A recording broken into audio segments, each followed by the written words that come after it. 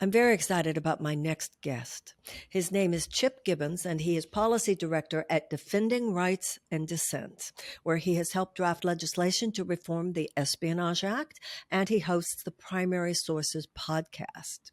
As a journalist, as a researcher, his writings on the abuses of the U.S. national security state, at home and abroad, have appeared in Jacobin, in These Times, and in The Intercept. He is currently working on a book on the history of the FBI, exploring the relationship between domestic political surveillance and the emergence of the U.S. national security state.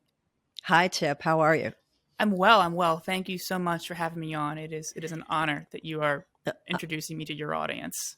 Well, thank you. It's an honor to have you here. And I think that you write and talk about things that many Americans have liked to think, oh, there are people handling those things. I don't have to worry about that stuff. I don't have to think about that stuff. That's over in some other lane there. And I think the last few years have disavowed a lot of people of that illusion. You know, it's interesting, the word illusion, to be disillusioned. It means you were under an illusion to begin with. And the illusion that so many of us have been under is that dissent was as free in the United States as we grow up thinking that in fact it is. Now, for myself, Chip, when the whole Julian Assange issue was becoming more and more public and more people were talking about it, I didn't feel particularly drawn to it. People would ask me about it on the campaign. I was with you guys on the general idea, but what my process had to do with Reality Winner. Her mother was on social media a lot talking about her daughter receiving this 5-year term, which was the longest that anyone had been given for something like this, in Texas, no less. And I would hear the guys, talking about Daniel Hale, talking about Julian Assange, talking about Edward Snowden, who I'd seen the movie, I'd read about it, et cetera.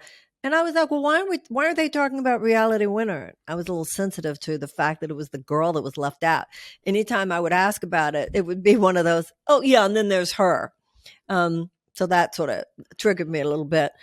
But the more I read, you can't read about any of these people without becoming deeply aware of what's going on with Julian Assange. There's a quote that you gave me, actually, from Edward Snowden's lawyer that really, is just such a bingo. She said, "The war on whistleblowers is a backdoor war on journalism that is now a front door war on Julian Assange." Would you please explain it so that people can really understand what the larger issue is here and why all of us need to be so concerned about this quote unquote war on Julian Assange? Sure. So the prosecution of Julian Assange is the first time a publisher of truthful information has been indicted under the Espionage Act. This is a major crossing of the Rubicon to put someone on trial for publishing truthful information about what the U.S. government has done. And if you actually go through the indictment, and I have the most recent indictment up in front of me, and you read how the charges are framed under the Espionage Act, it will say things like, it will say things like count 7, unauthorized obtaining and receiving of national defense information, State Department cables. It will say stuff like count 6, unauthorized receiving information of national defense information, detainee assessment briefings. That's in reference to Guantanamo. The other charges will say, here we go, count 4, Iraq rules of engagement. So the Espionage Act charges against Assange, and there are 18 charges against him, 17 of them are under the Espionage Act, are very clearly about using the Espionage Act to criminalize the act of journalism, to criminalize Assange for reporting on, in conjunction with a number of major newspapers, including Le Monde, the Guardian, the New York Times, Al Jazeera, Der Spiegel, this really important information that Chelsea Manning gave to the public. And it's interesting that you mentioned you got into this case through Reality Winner. I've followed her case quite closely, and I believe Defending Rights and Dissent was one of the first organizations to call for the charges to be dropped against her as soon as they were filed. But, I actually first started following this sort of whole saga, not in my position as a civil liberties person or a First Amendment person, But back when I was involved in organizing against the Iraq War and the Afghanistan War and the really horrible abuses of power that took place over there, when George Bush was president, I used to help organize events for a group that was then called Iraq Veterans Against the War, is now called About Face. And these veterans who had served in the Iraq occupation would come and talk about the civilian casualties they had witnessed, what it's like to be in an occupying army, to stop people at roadblocks, to do all of these things. And then you saw these revelations through WikiLeaks that confirmed a lot of what they were saying. I mentioned this to you the last time we were together, and I don't usually talk about this, but I'll bring it up. In that infamous collateral murder video, there is a soldier who is shown trying to save the child who was, they killed 2 journalists. They also wound a child. And that soldier's name is Ethan McCord. He was very outspoken against the war as a result of his experiences.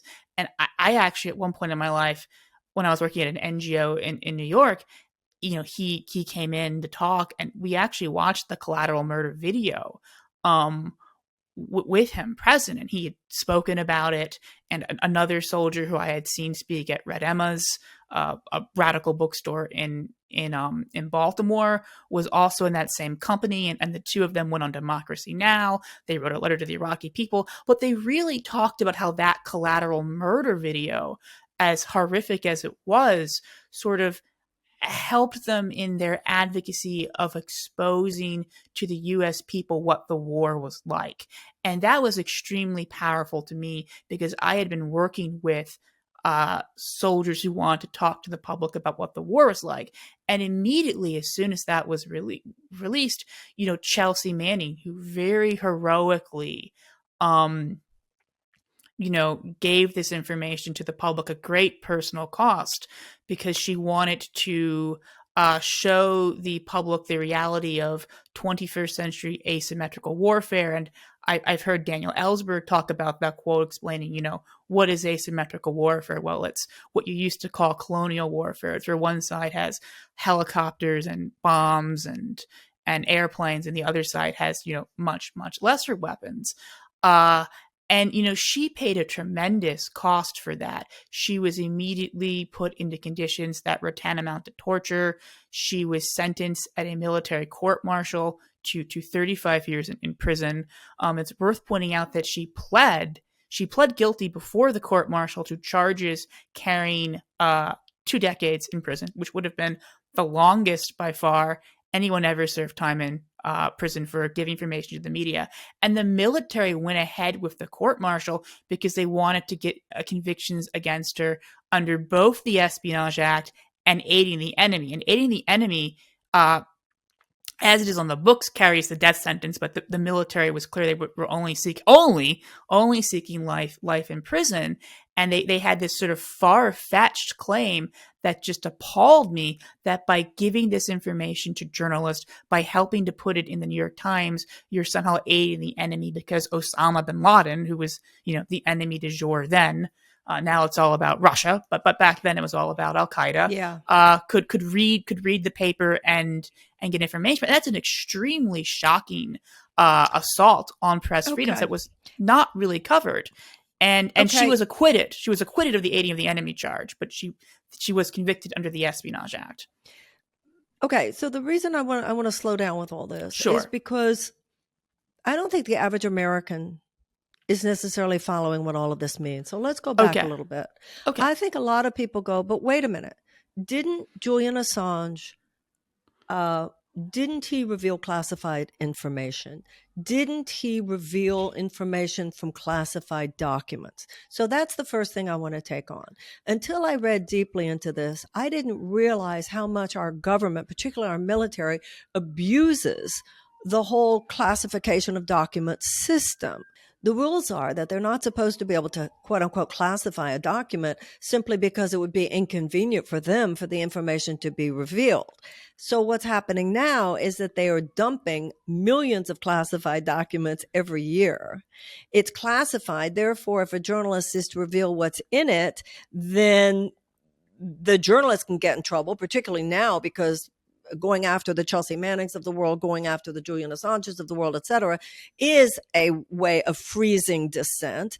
But if journalists are to say, well, wait, why was that classified to begin with? Why shouldn't that information be out there? Why shouldn't the American people know how this war is being prosecuted? Why shouldn't the American people know that there are 15, 20,000 more civilian deaths than we knew? Shouldn't the American people know that Blackwater mercenaries are indiscriminately shooting into crowds? Shouldn't the American people know that 700 people were killed for no greater sin than getting too close to checkpoints, and some of the men were trying to take pregnant women to the hospital? Shouldn't the American people know?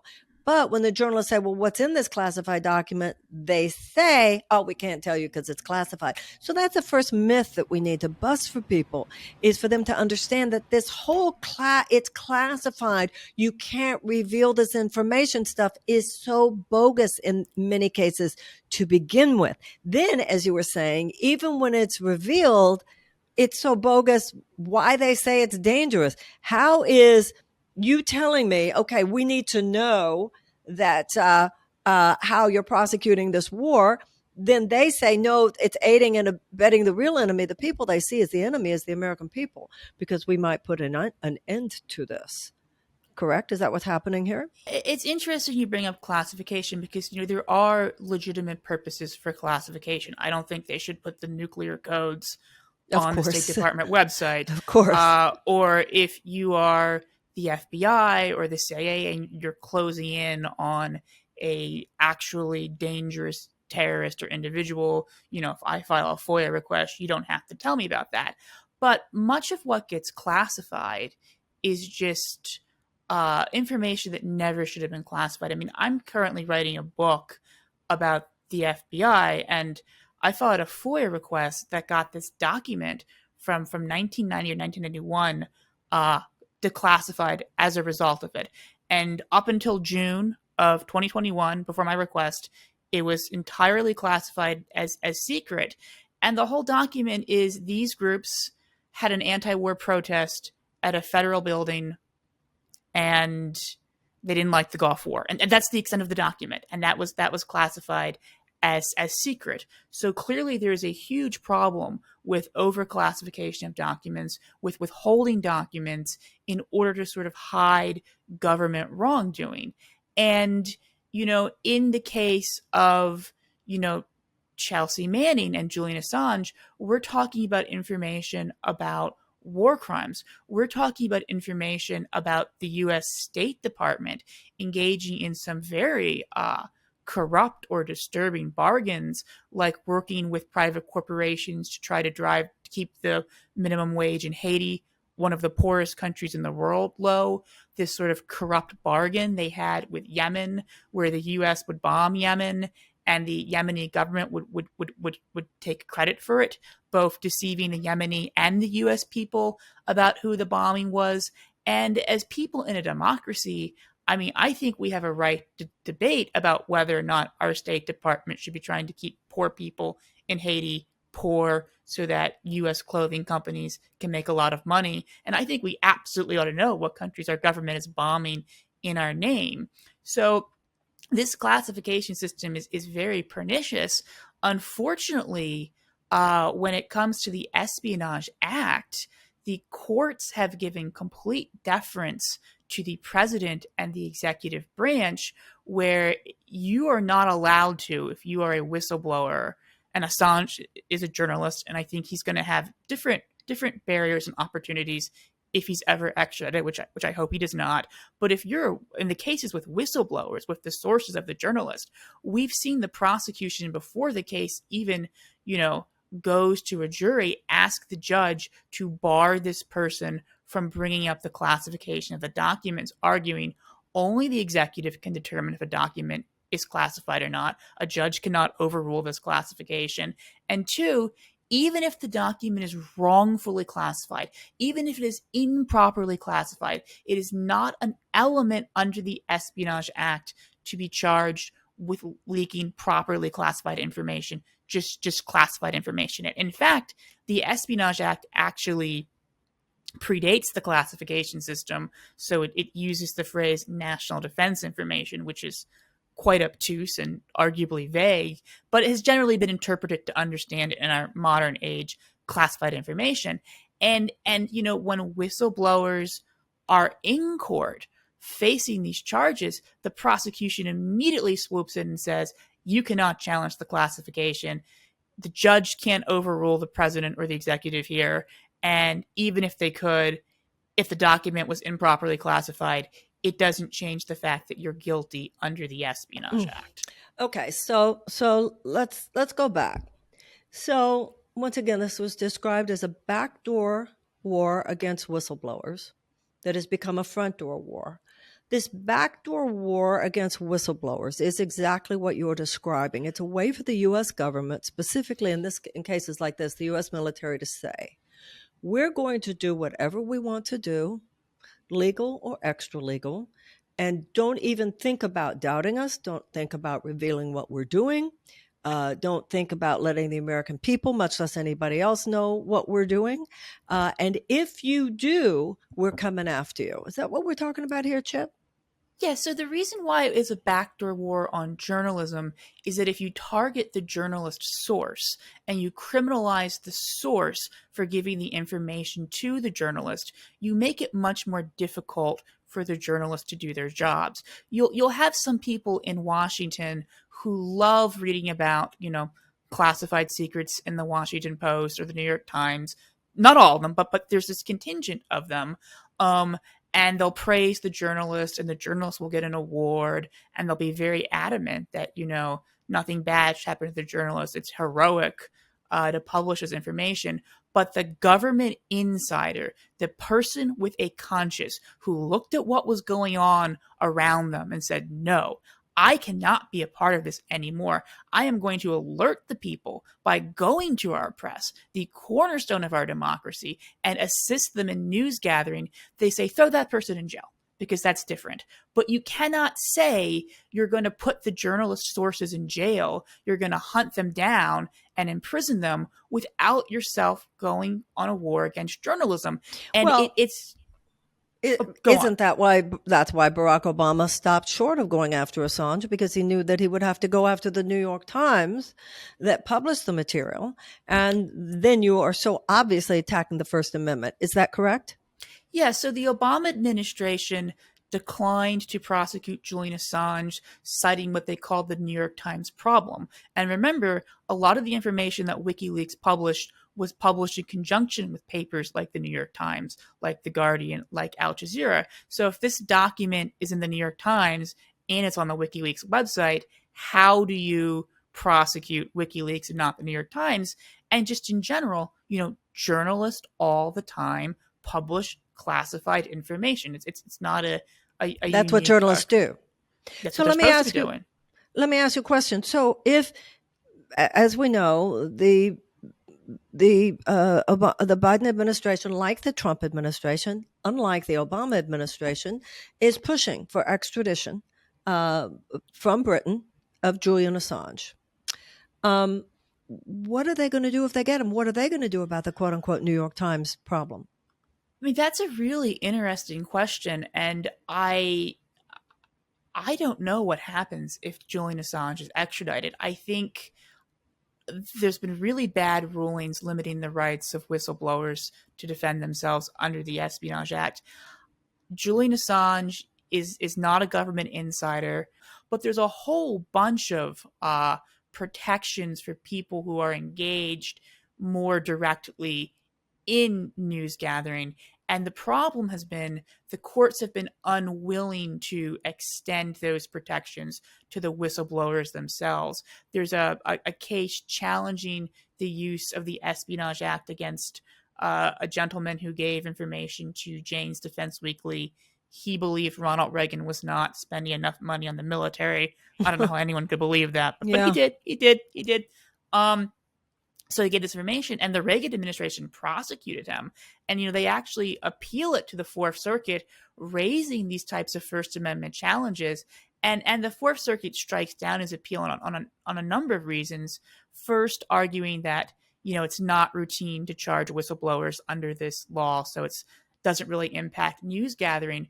But they refuse to apply a number of precedents about press freedom, about about free speech to the sort of prosecution of this gentleman, arguing they weren't quote unquote pure speech. It was just in the shadow of the First Amendment. Now, I think Julian Assange has an excellent argument to make, that his actions are not in the shadow of the First Amendment, even under this very limited, perverse understanding the courts have foisted on us, which I don't think is correct. I want to be clear. I think the whistleblowers should be protected too. But I think he has a strong case. The courts these days are not very friendly to civil liberties, and Julian Assange is someone who has been demonized in this country to the point where, he's portrayed not as a journalist, but as a foreign spy. He's in league with all of our enemies, and he high-tech hacker. High-tech hacker, and, he doesn't have our best interests at heart. And, he's an Australian citizen. He's not a U.S. person, so he doesn't I can be a traitor, right? He doesn't owe any allegiance to our government. Are they going to send me to stand trial in Australia because I don't have the Australian government's best interests at heart? I actually have no thoughts on the Australian government, but in this hypothetical, right? Just to be clear here, are they going to send me to in case Australia? The Australian CIA is listening? Yes. In case the Australian, I don't have any thoughts.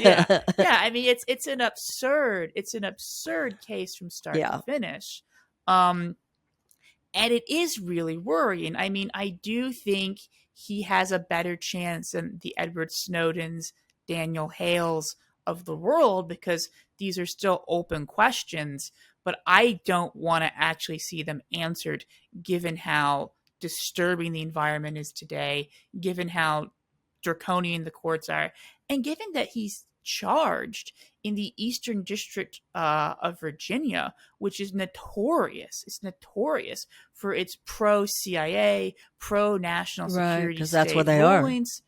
Yeah, and they venue shop in these cases and try to get people up in the Eastern District Court of Virginia. And I don't really trust that court district to make good decisions in this case. So the best possible solution here, the best possible solution is Biden says, Trump did a terrible thing, we drop it. Second best solution is they don't necessarily drop the charges, but they give up trying to extradite him and let Julian Assange go on with his life. But beyond that, it's having the British deny this extradition hearing so we don't have to put the First Amendment on trial in our country, because I have grave reservations about how the First Amendment will prevail if it is put on trial in the Eastern District of Virginia.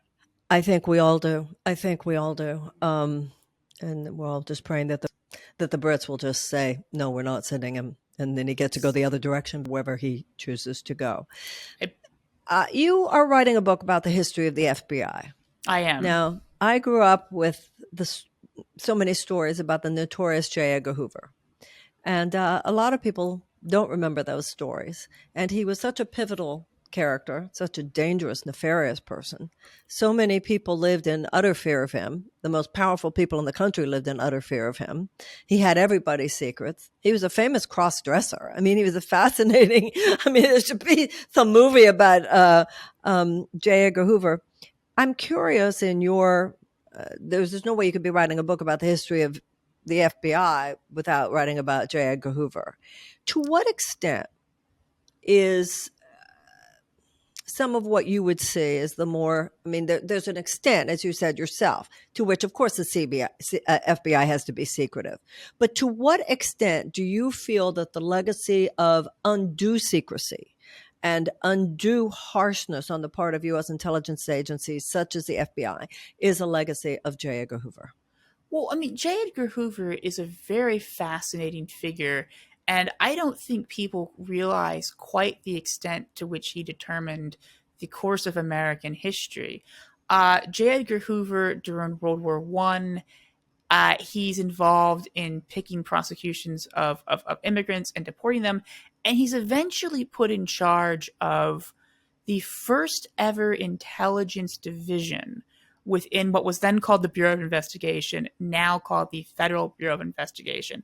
And I don't think most people know this, but the FBI is both a law enforcement agency and a domestic intelligence agency. And there's different rules for conducting intelligence than there is from conducting national security or conducting law enforcement.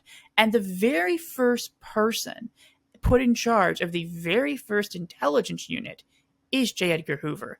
And this unit is originally called the Radical Division, which isn't that surprising because this is the time when police departments are developing red squads to do intelligence against people with the wrong political views. It's quickly renamed the General Intelligence Division. And what he does is he tracks tens of thousands of people, this is in 1919, whose political views he does not like, and he arrests them, oftentimes illegally, rounds them up in what's called the Palmer raids. The Palmer raids are now considered one of the most notorious abuses of power in history. If you're ever nominated for FBI director, and maybe one of us will be, I doubt it, but if you are, you'd be really good for the job. I think I would do a good job, but I'd be a little bit disturbed by working at the J. Edgar Hoover building. I would have to change the name, but they always answer the question, what has the FBI done wrong, the same way. They say Palmer raids, spying on King. So Hoover comes from the FBI out of this unit that was literally engaged in political intelligence. And from there, he becomes director. And when he initially becomes director, the then Attorney General, Harlan Fiske Stone, this is 1924, makes him director on the contingency that he gives up political surveillance and sticks to law enforcement. And that's always been one of the proposed reforms of the FBI. Don't have him do intelligence, have him do law enforcement. And it's debatable how well that works. But, in the 30s, he meets with Franklin Delano Roosevelt because they're concerned about where the world is going, where World War II is probably likely to happen at this point.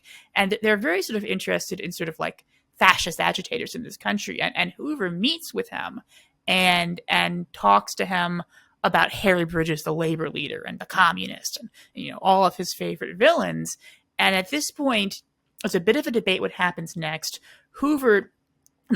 Roosevelt gives an executive order giving the FBI formal intelligence powers at this point, former national security powers, and Hoover also claims there's a secret oral agreement where he is given the power to go after and hunt subversives. And he finally gets that language in an executive order from Truman. So Hoover comes out of this political intelligence unit, goes to head the FBI, and then sort of is able to successfully lobby Roosevelt, Truman, and Eisenhower to entrench political intelligence in the fabric of the FBI.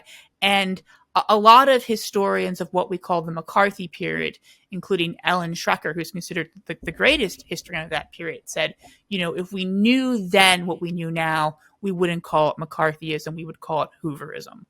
Well, when I was growing up, the fear that the most powerful people in this country had of J. Edgar Hoover was a given. He knew everything about everybody. He knew everybody's secrets. And there was a definite sense that progress in America could be made only so far as J. Edgar Hoover was okay with that progress being made. So I'm glad that you're writing a story about the history of the FBI. And I'm so glad about the stance that you're taking, the only stance you could possibly take regarding Julian Assange and what happens now. Before I let you go, do you have a sense of where this is going to go? Do you think the British will allow for his extradition? I'm avoiding about making predictions in things like this. I can't read tea leaves. I can't predict the future.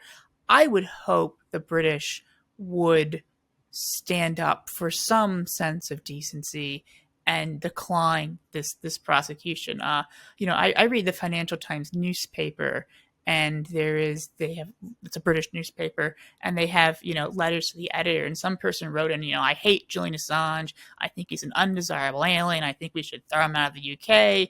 But, what the Americans are asking us to do is a political prosecution. Why would we as British do another country's dirty laundry? Yeah, and I would hope the British would stand up for themselves in this case. The one last thing I'd like to alert listeners to is a very similar case, unfortunately, right now about Daniel Hale, who is a U.S. Air Force veteran who gave information to The Intercept about the U.S. targeted killing program. It showed that the people you were killing was based on metadata that was very flawed.